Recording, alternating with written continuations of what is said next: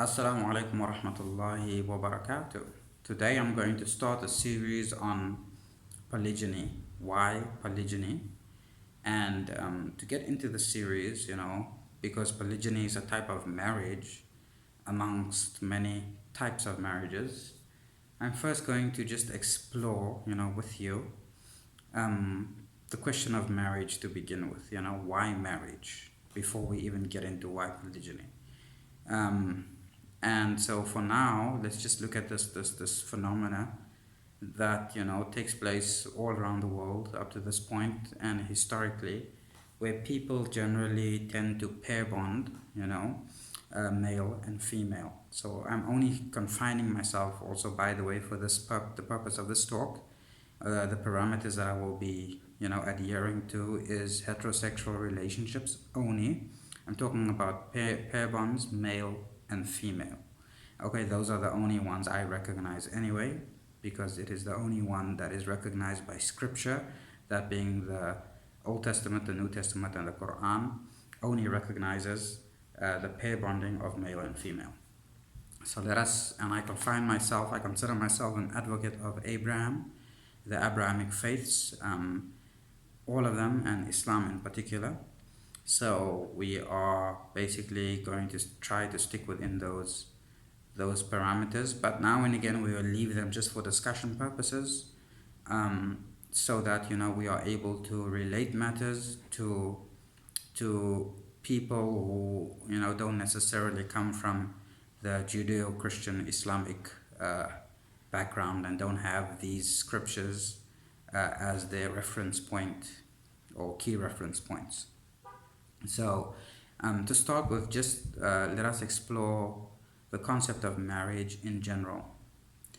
So firstly, the need to pair bond a male and female is innate, generally, or we'll always be talking in generalizations. That need, of course, is biologically driven first and foremost. Mainly, the biological function of it is to procreate for the survival of the species. And always it's important for us, never to stray far from the building blocks of what makes us a human species and how we function, biologically, first of all. Right. So, step one, female, male, they find each other attractive or are attracted to each other mainly for the purpose of mating so that the species can perpetuate. Okay, but thereafter, or in relation to that, several other things happen. Okay, so step two, and it's not exactly linear, but I'm portraying it as linear for ease of understanding. There are also emotional bonds. Okay, so male, female, they form emotional bonds. What are these emotional bonds for? Okay, they are primarily, again, biological. Okay, the emotional bonds between male and female is for not only the creation of species, meaning male and female, they mate and thereby produce a baby, but now the baby is reliant and dependent.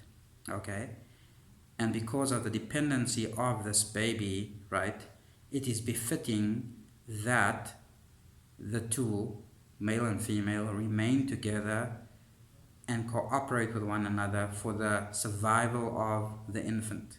And so hence there is an emotional connection. We might call it love, or whatever words we might use, but essentially it is there to keep the two, the male and female, together for a long enough period of time, so that they can mutually cooperate to the benefit of the infant. So the infant can grow up, hopefully, to a point where it is able to more or less survive, independently.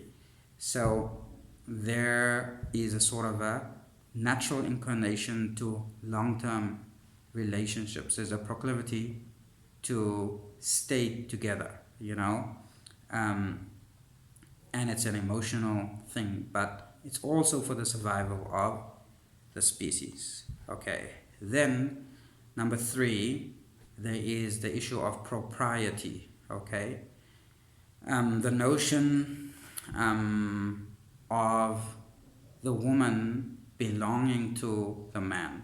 There's that issue of propriety.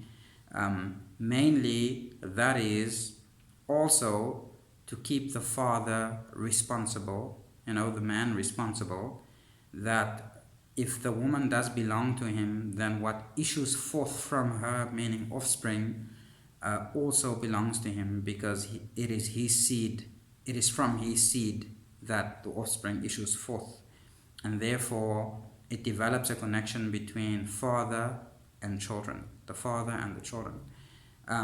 So propriety, meaning the woman belonging to the man, is there to facilitate the connection between the father and the children, so that the children can be fathered into the world. Also, again, for the functioning of civilization, and again for the survival of the species, because it takes all these things in reality for the species to be functional and survive. And so collectively, these conventions, form what we call marriage. Okay, it's a very natural, organic, pragmatic convention that springs forth from human nature, in fact. So all these types of feelings that people have really is geared towards the survival of the species as a whole. So for example, if we look at emotional attachment of spouses, of partners, it's there to create longevity in the relationship. Longevity in the relationship creates more stable families, more stable children,